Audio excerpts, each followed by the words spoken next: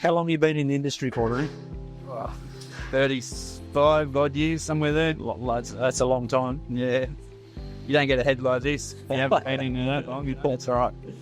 Tell me, when we talk to our customers about what makes a good weld, I know that there's some planning with our documentation, and I know that there's preparation of the joint.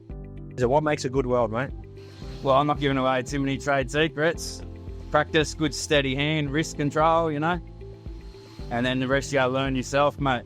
Get a few burns, you know, work it out. Burns, yeah. That's all you get and what me. What advice would you give to someone who wants to become a welder as an apprentice? Welder, tradesman, anything, stick with it. There's gonna be heaps of times you don't like it. You wanna go and do something else, but stick with it. And then once you're a tradesman, trade person, tradeswoman, whatever it is these days, then you can do something else, but you've got to finish it. Is it true that all welders, part of the prerequisite is they like AC/DC? Well, any good ones do. What's your favourite Akadaka song? If you want blood, you got it. It's probably up there with the best. That cracks Love the it. yard. I love it. Yeah, there you go. You heard it from the man himself. He's our head fabricator. He's a valued asset to our business. And it's welds like this that literally, well, I definitely can't do it, but he makes it look so easy. Cheers, Paul.